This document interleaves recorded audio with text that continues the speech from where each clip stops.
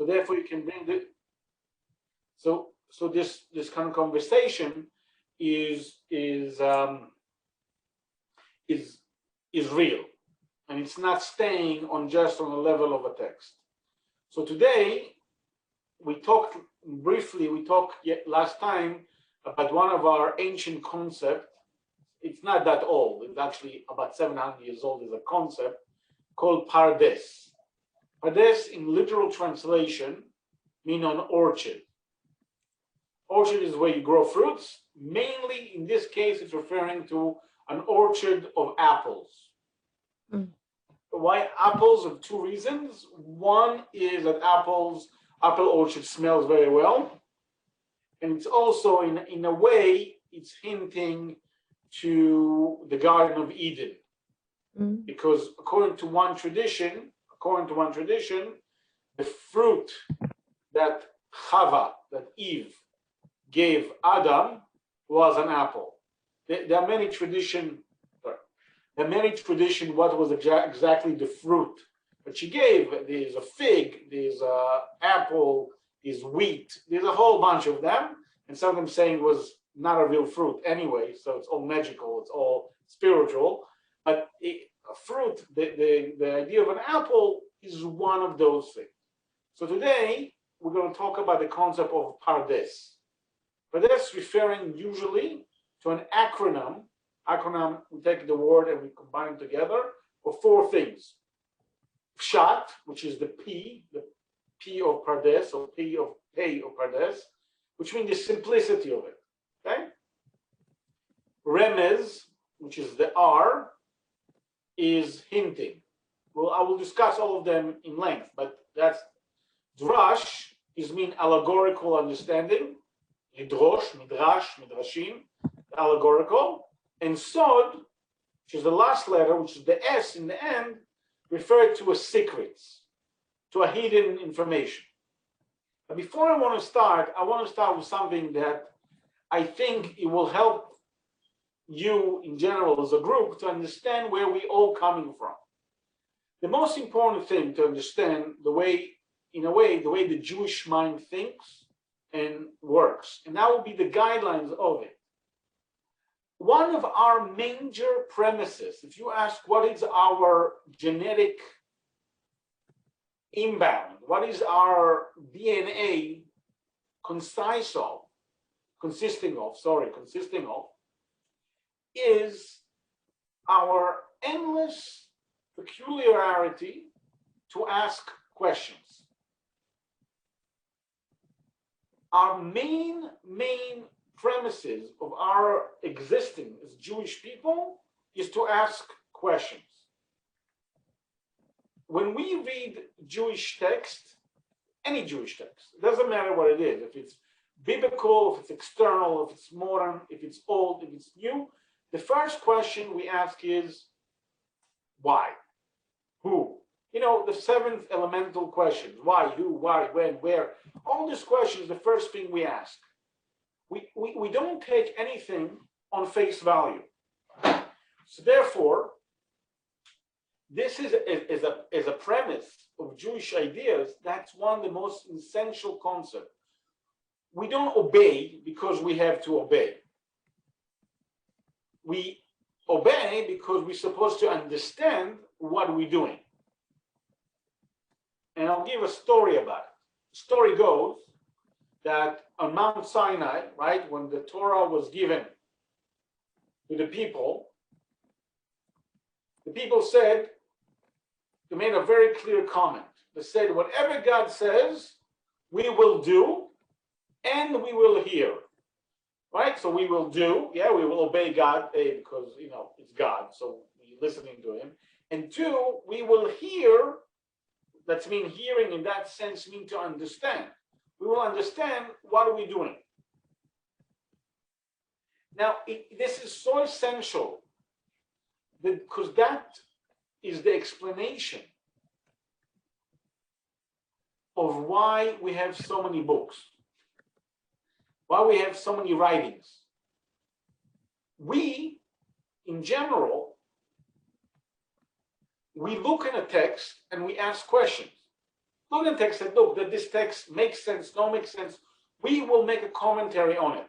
We will try to explain it. So therefore, when the Torah gives us commandments like preserve the Sabbath day, okay, keep the Shabbat. So it's very nice, but what does it mean? Right? What does it mean that we have to keep the Shabbat? What does it mean that we have to keep the Shabbat? Does it mean that we're supposed to eat? We're supposed to drink? What are we supposed to do? So we ask these questions, and that's what make Judaism and Jewish text different. Make something that it makes absolutely a profound notion to what the Jewish people do. And that is also, for example, take another example.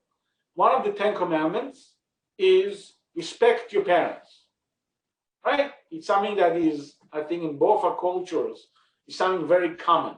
Respect your elders, respect the people who gave you birth, respect the elder of the family. Again, so the Torah commandment is respect your father and mother. But what does it mean? So the first question we ask is, first of all, let's explain what the text means.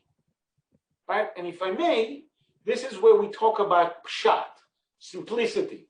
It's very simple. Respect your father and mother. Now, the interpretation of what is the respect I'm showing to my father and mother, it really depends of who am I. What is respect to me? For example,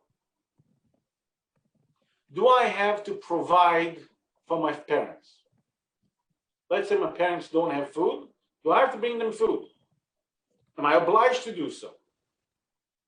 Okay, so that's one question. Another question above that is, let's say my parents do have food.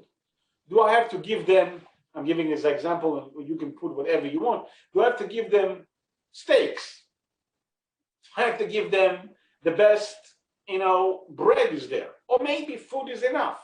What does respect mean? So it sounds maybe bizarre, but that is the premises of Jewish thought. We ask questions. And that is on everything. And it's very important. When we look in text, we don't stop. It's always asking questions. It's a very famous, if you go online and you search for it, it's a very famous clip about why Jews don't have Christmas tree. Okay, I don't know if you saw it, you can search for it. It's a great comedy skit.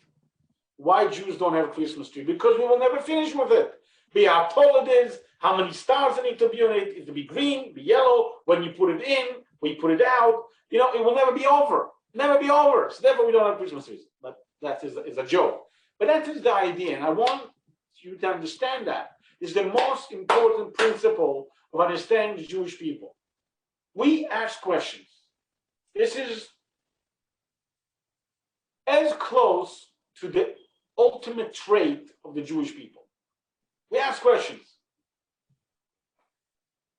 And by the way, and that explains why Jews always were rebellious and ask, because they never accepted what was told. Okay, you told us to be nice. We don't want to be nice. We don't want to do idol worship.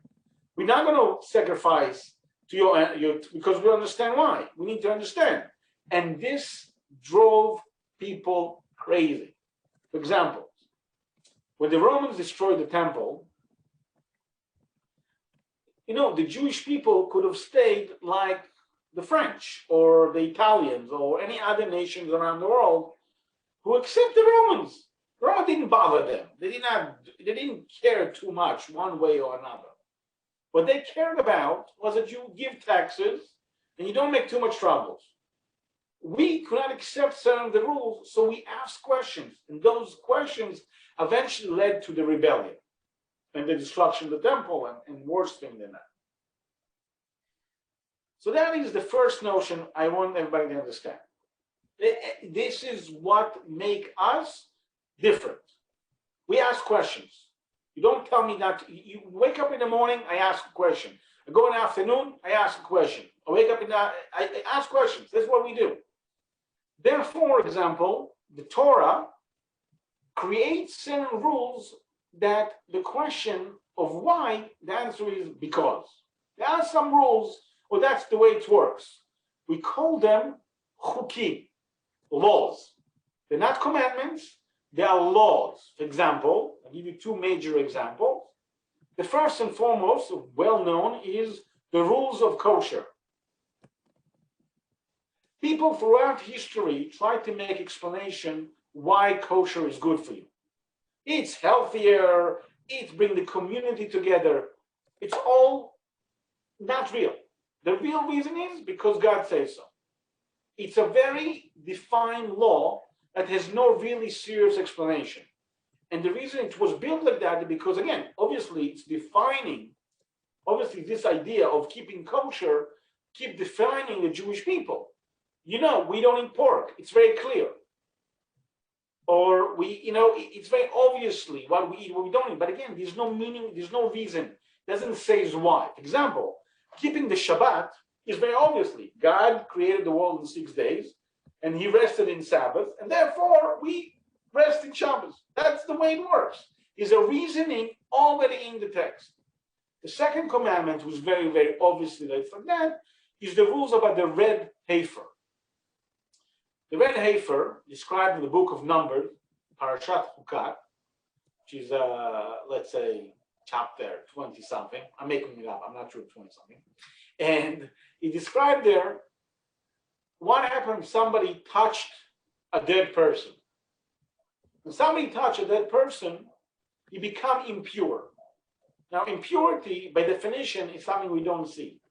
There's no, as far as I know, nobody can tell if somebody's pure or impure. It's a spiritual notion. But the Bible said, the Torah said, that in order to cleanse the impurity, you need to take a red heifer, a red cow, with very specific details, what the cow have, basically be blemishless, be perfect red cow, and you take the red cow, you slaughter it, and from the ashes, you concoct, you make, from the ashes, you make some kind of a spray, some kind of I call it ointment. That you ointment and water based that you throw on the people who are impure. There is no explanation why, and more so, makes no sense.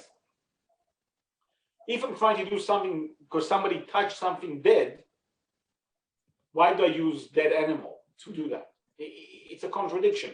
But that's the reason it's explained that this is law. It's chok. It's nothing to do with what I want or don't want, what I can do, what I can't do.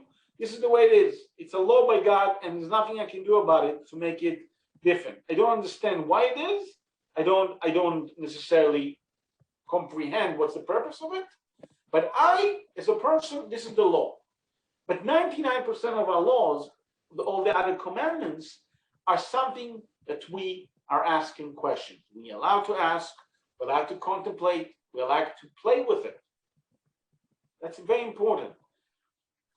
Jewish law, in general, Jewish obedience of the law, even vis-a-vis orthodoxy, which is more of, more limited in the sense of how flexible they can be, even that has a progress throughout years. For example, I'm giving a very quick example. This thing, yarmulke, besides covering my bald spot, it's a new thing. 300 years, 400 years tops. It become today so important that most rabbis will not step or not talk without putting a kippah on their head. But it's not something that's written in the law. It's something that the law, the commandments, were developed around it. We developed as we moved to create them. Why? Because we ask questions. Because we have a situation and we had to bring it up. Okay? So that is the first part of this class. Second part is I want to talk about the idea of Pardes. So the idea of Pardes, as I mentioned, the Pardes represent an orchard, represent also, less than that, represent the secret part of Judaism. So the story goes, and that's I don't know that everybody saw it, the text is sent, but it's a text from the Talmud in Tractate Chagiga, Tractate Chagiga is a tractate that deals in general with the Korban Chagiga, for sacrifice of Chagiga, which was additional sacrifice we gave in the holiday. That's have to do with the general concept of the holiday, but nothing to do with it. I have a quotation in that particular Talmud about four friends, four major sages that decided to do major meditation. Not something simple, not something, you can say, oh, I can do it by walking.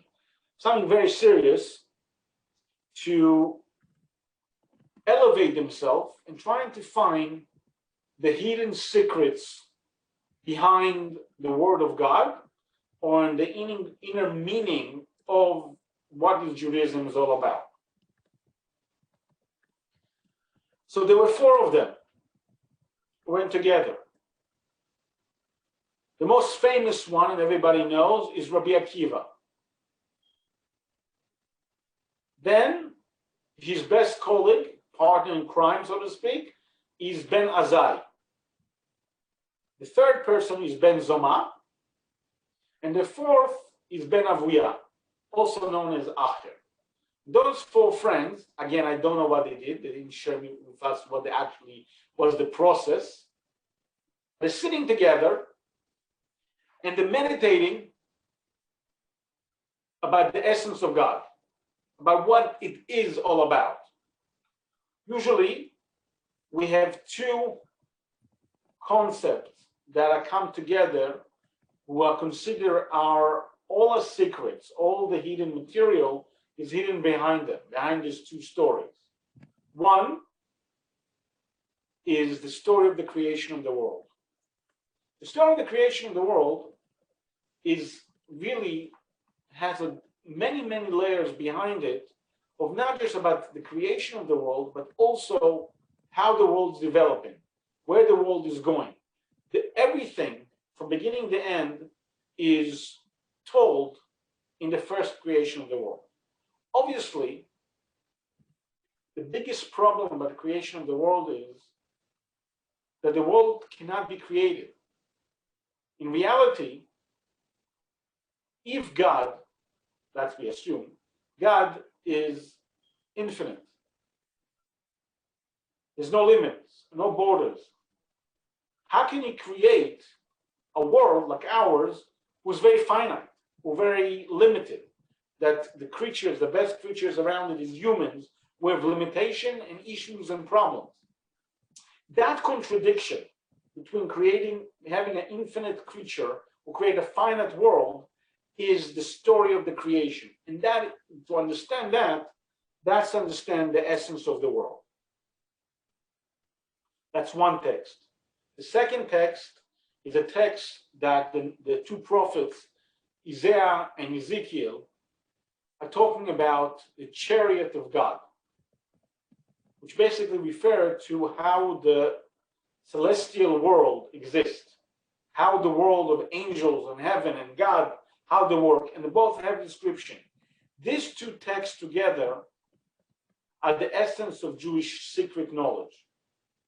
Everything you want to know about Jewish secret knowledge, if you want, is based on those two texts.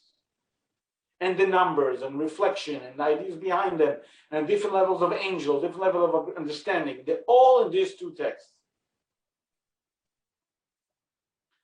So these four, I'm going back to the story, so these four friends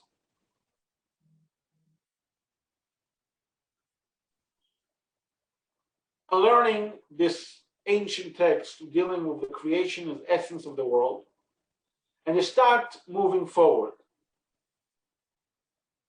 Before they start the process, okay, the Rabbi Akiva tells them a very bizarre line. He says to them, when you reach a place of pure marble, what's called pure marble, don't call it water. You have to understand, again, this line obviously is not understandable. It's not meant to be understandable because that is the essence of the vision. The essence of the work was based on this line. Basically, what he's trying to tell them is that when you reach a high level of divinity, when you actually reach godliness, when you understand where you're going, don't pretend that this is limited. It's not only water, it's way beyond that. Don't stop there. However,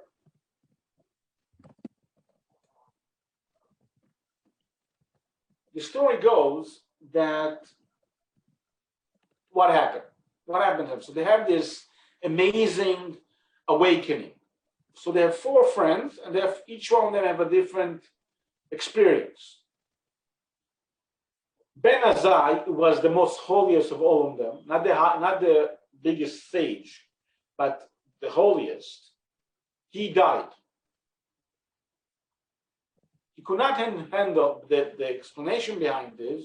He could not handle the spirituality, the power, the energy that he's seeing. Therefore, his soul departed. Ben Zoma, who was number 3 in the list, became crazy. His ability to digest what he saw were not sufficient enough to explain what happened. He didn't have the ability to understand it completely, and therefore the reaction in his brain was a breakdown. He became crazy as a result of that. The 4th guy, Ben Avuya, he had a whole different reaction. He could not comprehend, or he did comprehend, but he could not digest it properly, and he became a heretic. One of the most famous Epicuruses, one of the most people who became the antithesis of Judaism. He became a warrior against what Judaism is all about. Because the idea, again, the way we explain it is that he could not understand what he sees. Therefore, the reaction was disappointment and pain and suffering that he translated into heresy. Rabbi Akiva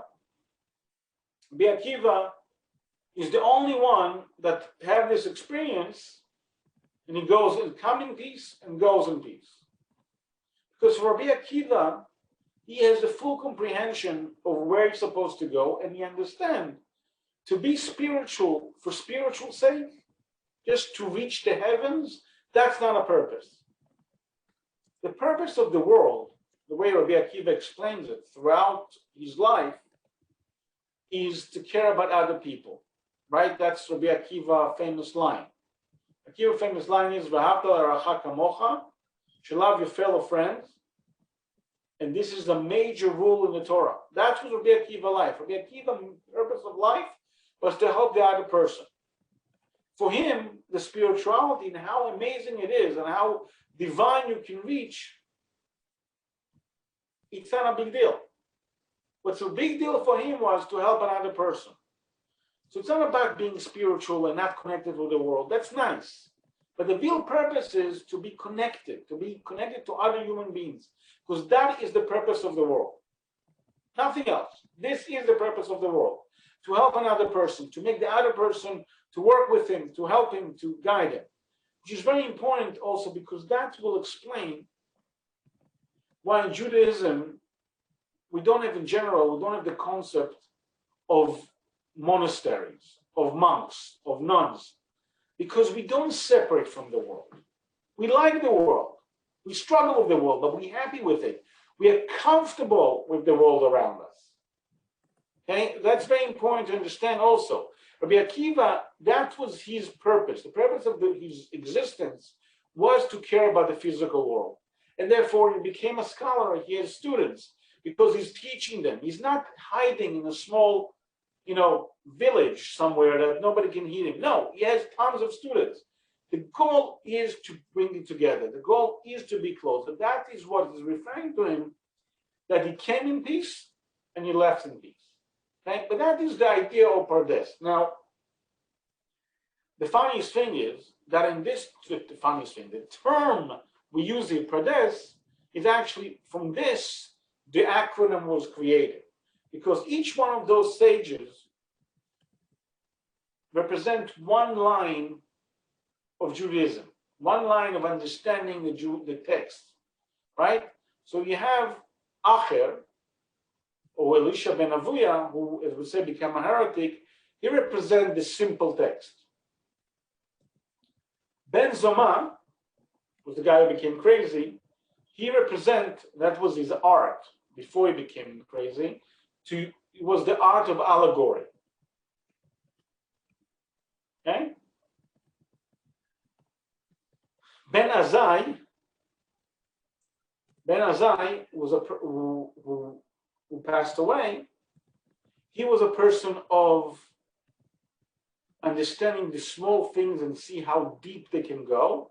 He was a person we call the level of remez, of hints, because he took small things and developed them to much more powerful and secretive and hidden way. He saw things that most people didn't see. And the last person, Rabbi Akiva, represents the idea of sod, of secrets, because he understood the ultimate secret, that the world is more important than anything else. That the physical world, this particular world, that's the ultimate miracle. The ultimate secret, the ultimate guide is this particular world. And we see it also with the story of Adam and Eve.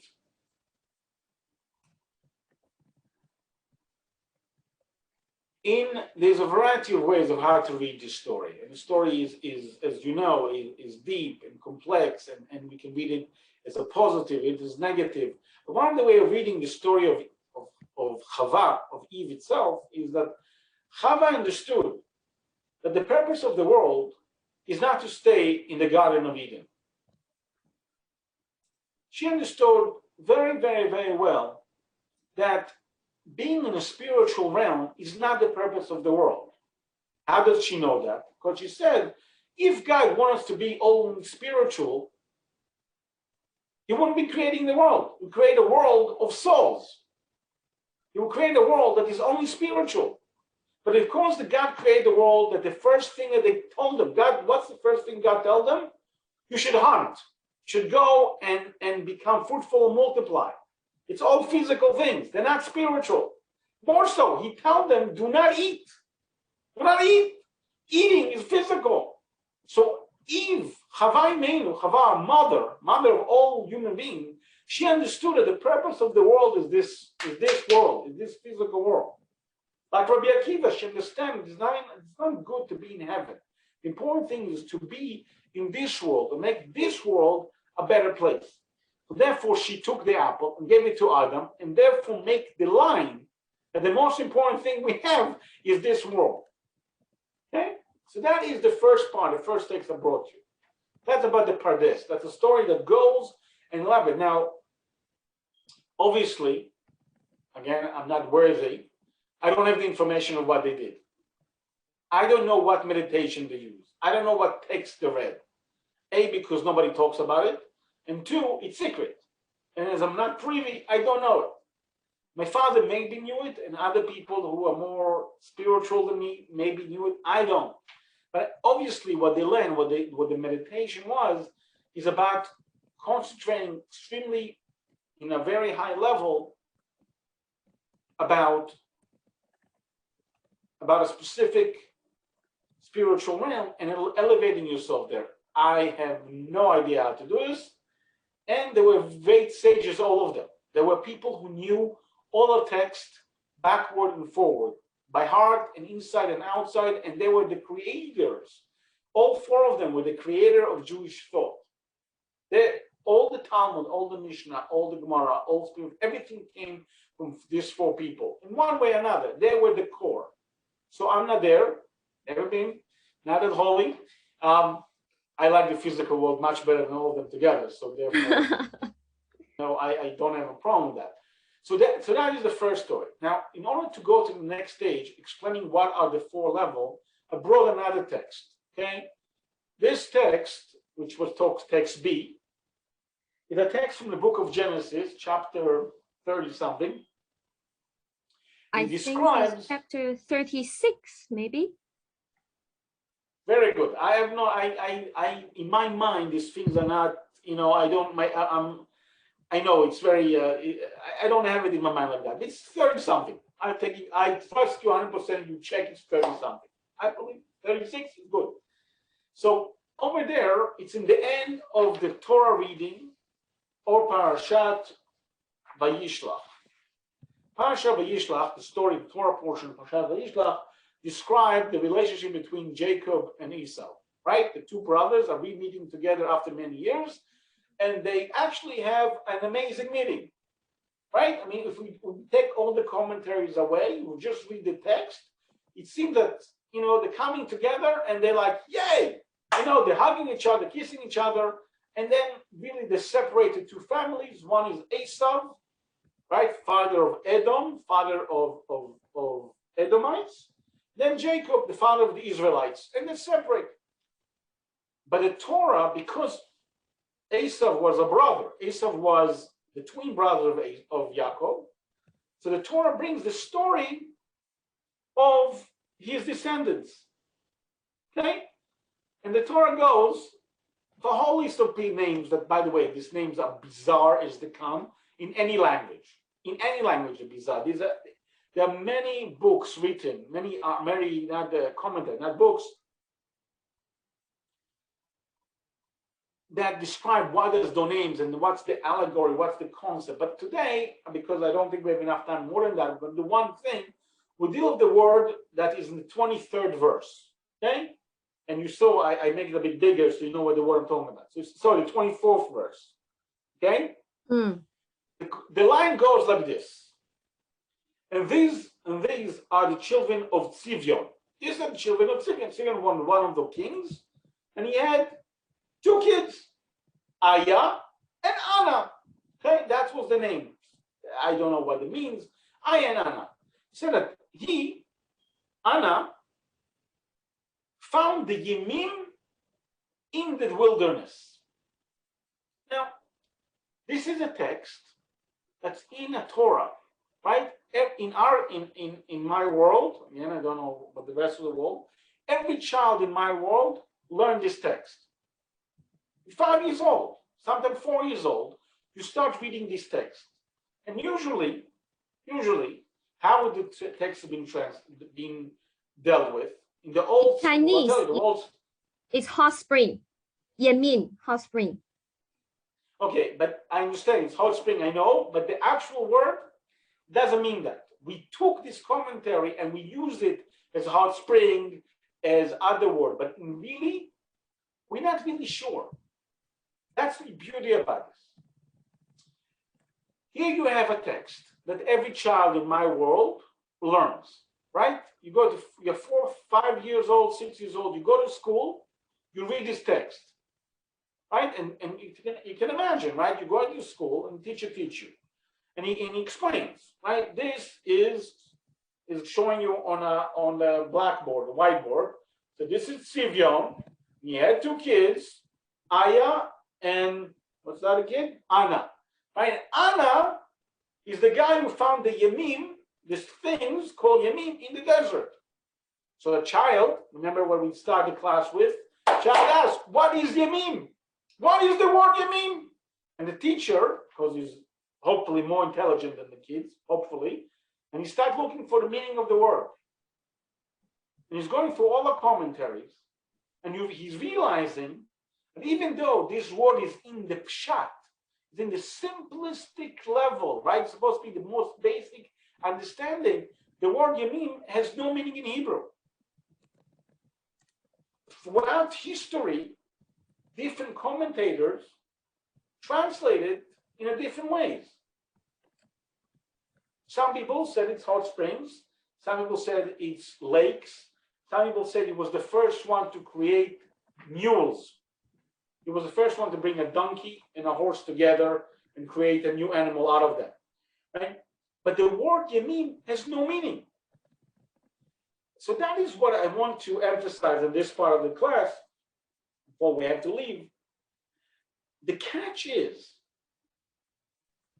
that even the most simplistic text, if I read it in the original language in Hebrew, or sometimes in Aramaic. And the interpretation is two different worlds. And I spent most of my life, my family spent most of their life, my forefathers spent most of their life, those who were not, merchants, whatever, everybody did not deal with this business, to try to explain what it's all about. Because even a simple word like that, we don't understand. And there's sometimes it's a tradition. For example, everybody knows what tefillin is, right? Tefillin, you put on your hand and your head, tefillin, you saw it, black thing. Yeah. 经文匣子. So when we got the commandment of putting tefillin on, this commandment has absolutely no meaning because the word tefillin is not in Hebrew. We don't know what it means. So the only way we can know what it means is by tradition. In tradition, we've been told that tefillin is a box, black, with strings in it, and inside the black box, there is small scrolls of text. That's it. But if we just read the text, the simplistic text, we won't get anywhere. That is the idea of pshat. That even the simplicity that we read, we need to understand the simplicity. So obviously, the best way to explain is word yamin is hot springs or well springs or mules, because it makes sense in that sense. But the truth is, we have to question. My father, I think I told this story, but if I didn't, I will say it again because it's my favorite story. It's good for my therapy. Is that my father, when I was in first grade, I got my first report card. Report card, everybody knows report card, right? My report card says the following. Manny is a very good kid. However, is a very difficult time reading. Okay? My father got hurt from it. He was literally hurt. He actually was insulted from it. He felt that it was his failure that I didn't know how to read. Nothing to do with anything, just to do with my ability.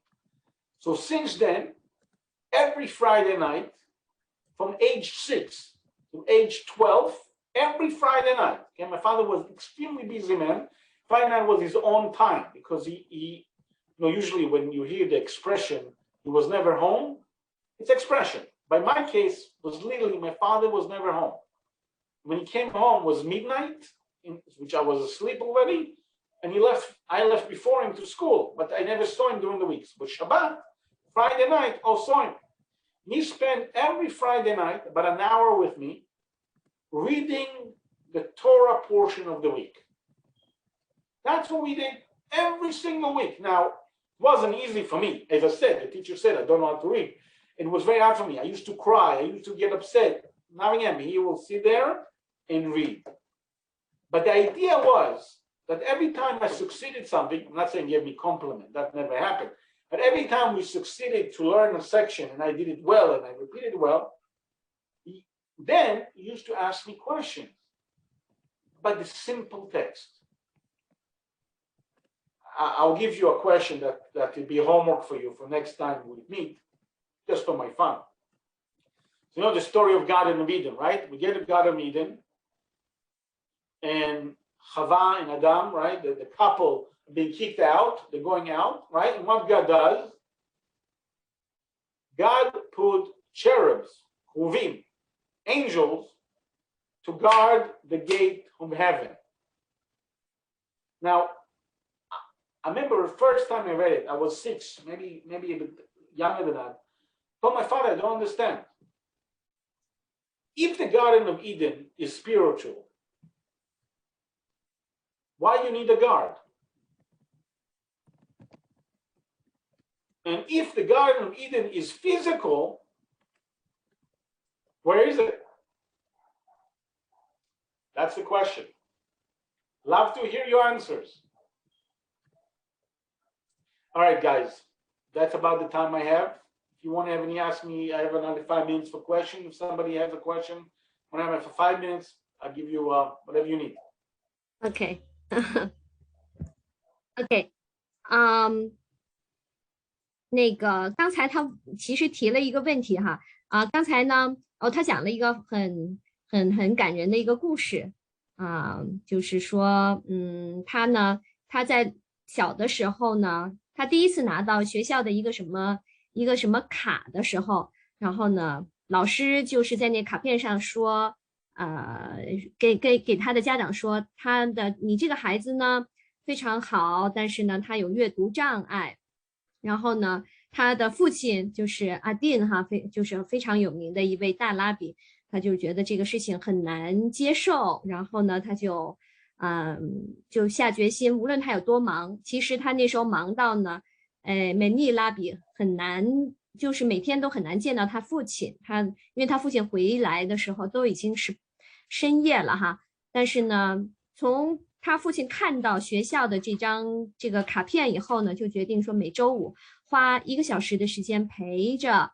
他儿子，然后一起来读经文，然后就从那个时候开始，他大概是到6岁到8岁之间，每个周五的安息日，他父亲都会陪他1个小时读经，然后呢，不仅陪他读经，然后呢，他们也一起来问问题。那刚才呢，他就是举了一个例子，可能也是他以前问过的一个问题，说就是他当时就问哈，这个当时呢，亚当夏娃犯罪了以后，神把他们驱逐出去，并且派了天使把守。然后梅尼就问一个问题，也是问大家的。他说呢，如果伊甸园是一个灵性的地方，为什么神还要派天使去保护它呢？这是他给大家的问题。I just explained your question just now. 问题 question. Yeah. OK. OK. 如果大家有些什么问题的话，可以提问哈。就是刚才前面讲到的这些有回应有问题都可以提问，或者说他刚才抛给大家的问题都可以提问。Actually, I had a question. Where is it? 1 second.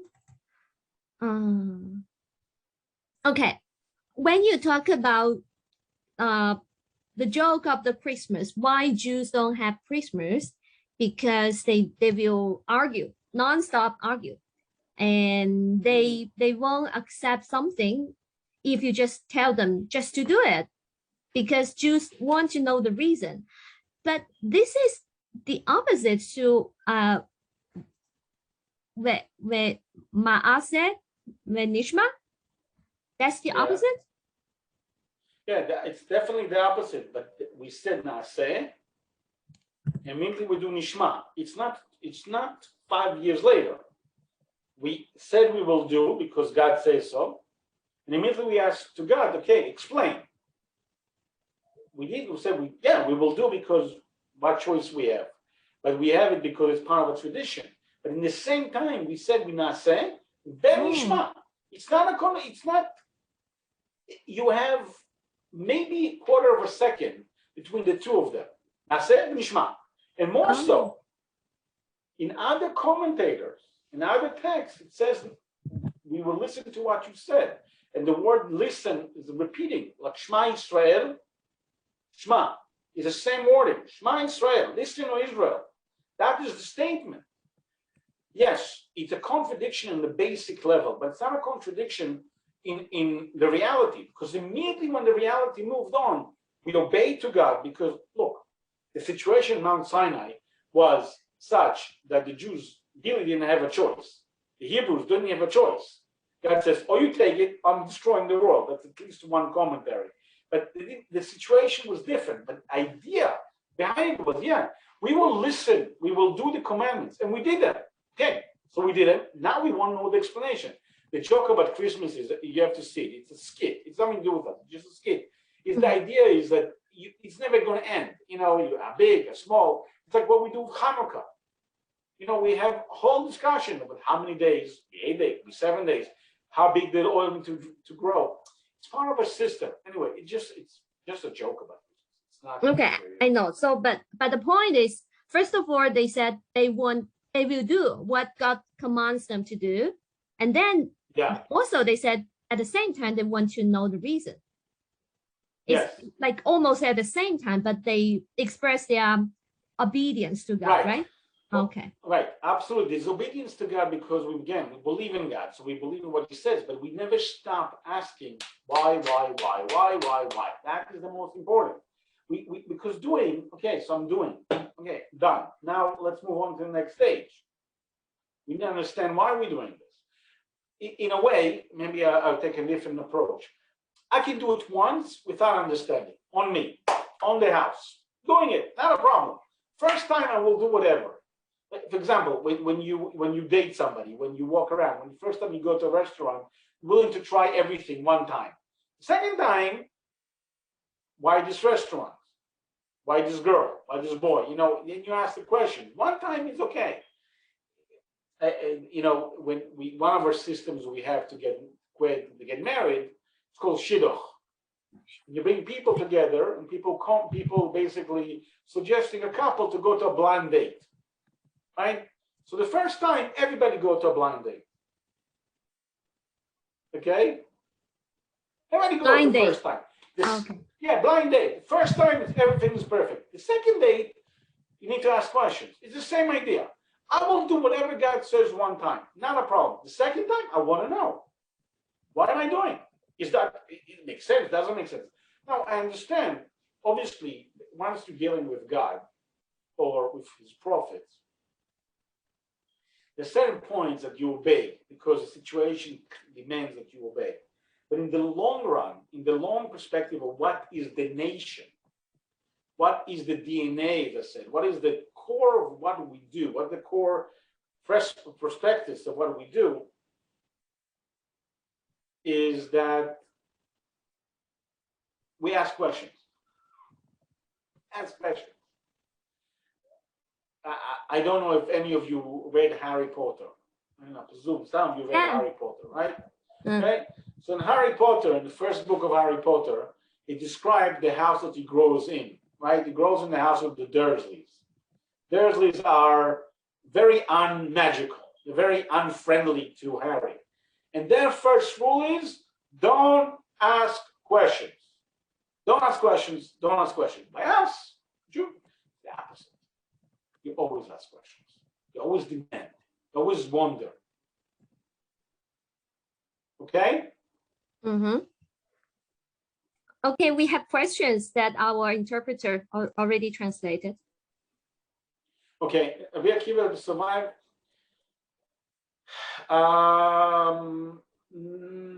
The first question she asked, I don't think so. I think the main reason is, yes, Rabbi Akiva was holy enough, but the main reason is because he had a goal. And the goal was to come back to this world. He understood, like Chava did, like we believe in, that the main purpose is the world. Because his soul and his body, yes, they were holy, but that was not the purpose. That's easy to, again, easy. It's easier to, the biggest problem is to go back, to understand that this physical world is important, okay? The second close behind me is just a logo of our organization. It's nothing big deal. The main reason is because I will show you, is because this is from my mother-in-law house, and not everybody is happy about the images, so I covered it. That's entirely. It's not really anything more holier than that. Oh, but that's the logo of Stanza Center, right? Yes, that's a logo. Yeah, that's our What's logo. the meaning of the logo? It's really, in a lot of ways, represent the Shin. Shin. Oh. Shin, which is two things. One is Shefa, which is one of our non-profits, and the other one is Steinsaltz, which is the key name of our family. But it just now became a logo with 3 horns, nothing more than that. Mm-hmm. Okay. Mm-hmm. 3, does a soul have a boundary? How does a different soul distinguish each other? Each soul has a different build. Each soul has been created. Again, it's a much longer conversation, but each soul has a different build. Each soul has been created differently and come from a different realm. There's 4 basic realms, which is a creation, formation, keep going. It's a different realm. Therefore, each soul have its own existence. They don't come together usually. They are separate. They come together with via marriage, via childhood, but generally each soul have his own existence. Okay? All right. 还有哦，他需要走了。Okay, thank you so much. Thank you for your time. Thank you guys. Appreciate. Okay, till next time. Okay, Sure. bye. Bye. Thank you. Bye bye.